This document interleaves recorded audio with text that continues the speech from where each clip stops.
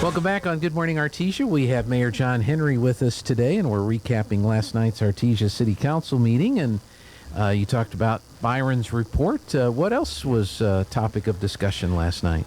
So we had quite a few folks show up last night to the meeting and wanted to talk during the public hearing, which I really appreciate when the public does that, because nobody was angry, and that's really nice. I mean, if you're just informing us and helping us understand things, that's really good. And that's kind of what happened last night. Is we talked a lot about the outdoor pools. I know the life jackets have been new this summer, and they made some great points as to why that's a concern. Does it help kids learn to swim? Does it hurt swimming?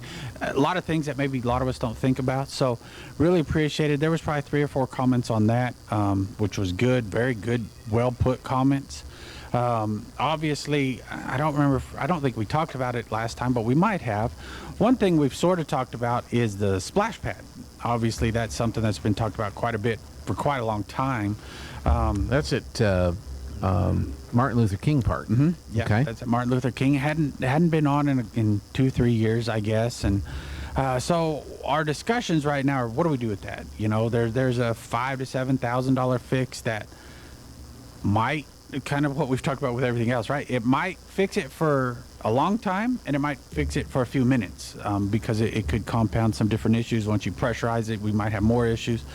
And so it escalates from there all the way up to a brand new one costs probably around $300,000. So, I've been asking a lot of questions. We've put it out on a lot of different ways to say, hey, what does the public want? Is this even something that's interesting? And we have had a ton of feedback, or at least on some of the posts we've put out on yes or no, or overwhelmingly it's been yes. We love the splash pad. It's really helpful for a lot of the smaller kids and picnics, and so that's something we're really working on, trying to understand. We did have a comment last night on the splash pad, and that's appreciated. Like I said, we're glad. That's why we're here. We're here to try to help the public, and when they inform us of things, we try to pull it off. So lots of discussion on that. I think we'll continue to have lots of discussion.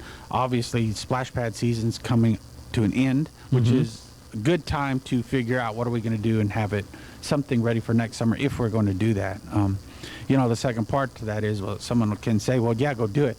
Okay, that's great, but we also have to find the funding, make sure the funding's in place, and get all that done too. So there's a lot more to it, and we're asking a lot of questions of the public right now, because different folks want different things. Where are we headed? And I think the city has a pretty good vision on some of the big things we'd like to start moving on. Talking about Byron again, but out there in J.C. Park with the new Field of Champions.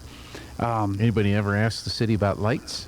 Yes. So we've had lights, concession, bathrooms, lots of things out there on that part. But also and I've never thought about it, but if we do a dog park, we're really thinking a dog park fits right there, mainly because then that gives you the opportunity not to have the dog on that, because the dogs, you're not supposed to have dogs on the new fields. Obviously, turf and dogs, and they don't match. Right. There's a it's not best for the turf. It's a really bad idea to have that. So trying to give opportunity for folks that want to have their dogs and exercise. And I know a lot of cities, even gas stations, have little tiny dog parks now, right? So so we're really looking at that and the reasons we're doing things are to help alleviate off of other things. So we're trying to put a plan in place that really makes sense, not just to have one, but have it in the best place, best use, and making sure that we're thinking ahead as to, okay, well, that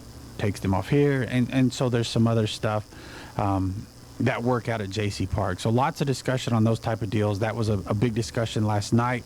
We spent quite a bit of time on that. Learning some history. Raul has a lot of history of it. In fact, Recreation Committee met the night before.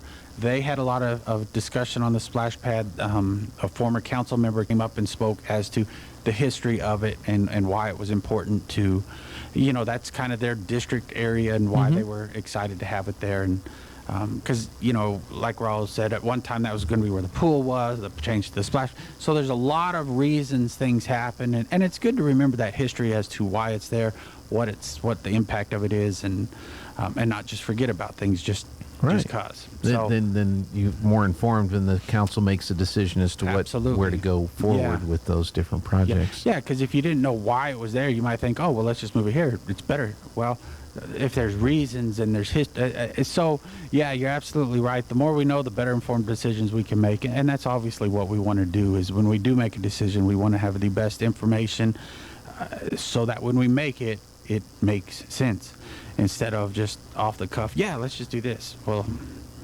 I tend to sometimes do that, and it's really bad. So Yeah. I don't do that in government, thank goodness. I actually listen to folks. Well, So, and you mentioned this before. I think the council has some big plans for J.C. Park, and obviously the turf complex. It's kind of like, if we build it, the Right. rest of the improvements will hopefully follow. And that's Right. such a well-utilized facility out there for Yes. so many different things. Yeah. And it's shocking. I've been out there quite a bit lately. Obviously, we're redoing the pickleball courts. One of the counselors last night said, I've never seen so much pickleball. Now that pickleball has been discussed, I didn't know anything about pickleball. Yeah. But he's absolutely right. Now that it's been discussed, I was on ESPN the other day, and it was a pickleball tournament. I'm like, oh, my goodness, it's for reals. Like, there's... So now you see pickleball everywhere. But anyways, I was out there checking the pickleball courts. We did a lot of improvements there. And looking across, man, there were See, I didn't kids. even know we had pickleball courts. We do, and we just redid them. They're Yeah. fantastic. So... I didn't know they were there to be redone. Well, they were fairly new. And Okay. I think we only had one or I think 2 or 3 pickleball. We had a few. And so, the pickleball group came and talked to us quite a while ago, and we added a few more just on the tennis area where it was. So we kept most of the tennis courts, added another pickleball court or so, and if anyone goes out there, the far west courts, they're blue. It's pretty well defined as, this is something different than tennis because they're smaller, and That's pickleball. that's pickleball. Okay. And I still don't necessarily understand it, but there is a big group that does it. Yeah. And it's really good to see folks utilizing it. So the moral of the story, I kind of chased too many rabbits, but when I was out there looking at that, I looked over at the field and, oh my goodness, kids everywhere playing football and soccer. And I thought, this is exactly, I think, the intent as to why that was built. It's good to see the use. It's good to see folks being able to use it, not having the problems we used to have with the groundhogs and all those things. And the pickleball courts are being used. At that time, there was tennis players out there. I mean, J.C. Park is busy, which is good. I mean, that's what you want. That's why you build the parks and put those kind of amenities in there. So, if mom and dad want to play tennis and the kids want to play football, well, okay, you have multiple options out there. Now, hopefully we'll have a dog park with another option. A lot of different directions we can go in J.C. Park, and lots of work and discussion being put into that to hopefully add some more amenities that'll get people active. The draw, I run the draw nearly every night. It's awesome on beautiful nights. It's shocking how many people are out there. Yeah. But even on hot nights, there's a lot of activity that happen in different spots. People think, Artesia dies out at certain. No, go to some of these parks, and there's a lot of people walking and doing things. Yeah. And that's really good to see. One time years ago, when you and the Carlsbad coach were growing up in Clydecroft, Right. there was talk about extending the walkways around Eagle Draw out to J.C. Park. And I don't know if that has ever come up or if anybody's talked about that. Actually, that's a project we're working on right now. Okay. So hopefully that's a project that we can come together. There's a company in town that's kind of brought that to us and said, hey, we'd like to do this. It's in the plans to get there. And actually, the big plan would be take it even further and bring it around. I can't remember if it was Fairgrounds or what road, and then bring it back so you could have a really good run. Like a marathon bike or whatever. Yeah. And so, which really hurts. I mean, I love to run, obviously. And if you're trying to get those that out there that run, if you're trying to get some miles in there, and I'm talking anything over 6, it's kind of hard. I mean, you're zigzagging through neighborhoods and streets, and Right. it would be nice to have a nice, clean, easy run. And obviously, with our cross country, my daughter ran that, and it would be. I'm assuming it would be super helpful for them to have, because they used to have. She used to try to get miles, and she'd be running down and I'd go get her. No, we're not running on this road. It's just it's too much. So so it would be nice to have some stuff like that to help people get where they need to go. I forget who it was that came up with that idea, but I mean, so much has been done on both sides. Right. Just tying, and now there's all the neighborhoods that are going up. Yeah. In that part of town, that it just kind of makes sense that if it's possible, Right. with the funds and everything, to Yeah. tie those things together. Yeah. So. Yeah, that's definitely the goal, to tie it all together, because can you imagine how nice it would be for a lot of those families in those neighborhoods? Because right now to get out to J.C. Park, if you're in any of those neighborhoods, there's no good path. And Right. so getting a path for families to get out there and utilize it, why wouldn't you? Be a It just good makes thing. sense. Yeah. So a lot of those discussions, information was brought before the council. They didn't take any action on any of that. No, we didn't take any action. It was all information. Most of everything we just talked about, it was public comment, so there was no action to take. It was just the public talking to us. And, then later on was the Raul. We wanted to, he gave us the updates and all that on the history. Plus, he had done that in rec, so Okay. I heard it twice, and that was good. And so that was a good part of it. Still getting some folks hired. It's always good to see. You think you're catching up, and then sometimes some that you hire. So we had one that didn't come aboard, but that's okay. We're still looking for some good spots out there.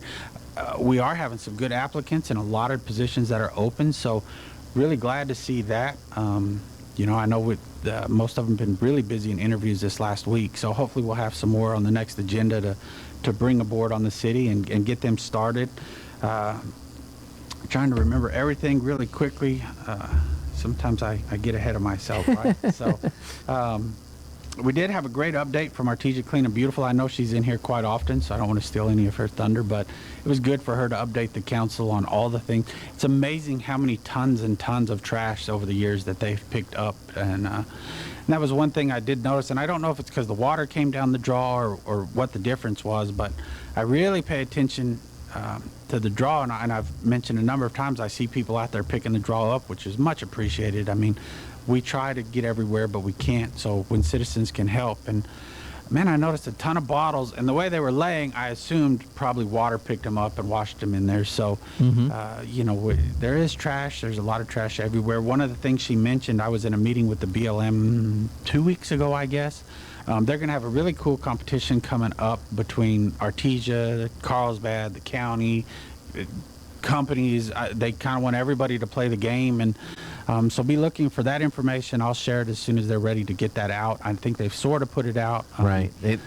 When they were here last week with Linda, the website wasn't ready just yet, but I think they're getting close. Yep. So for folks that heard that with Linda or haven't heard it, be watching for that, because I think there's some really cool opportunities. Like I said, it's a competition, which is always fun. Artesia loves to win everything we do. So this is another way for Artesia to win and clean up our cities and counties. So big win for that. So lots of good information from her, and just lots happening. I mean, at the rec department, obviously we have football season coming up. I think they're full or pretty close to full, if not a lot of cheerleaders. There was over 100, I think, cheerleaders that signed up. So lots of cheerleaders, it sounded like. Because they're doing the football, they're doing the cheerleaders, and I think they're doing a softball thing too. And that's it, yeah. So lots going on. And plus the flag football, I hear that there's a couple leagues like softball going to do some fall stuff. And so lots of activities for folks. If there's nothing for kids to do, man, there's a ton. You've got soccer coming up,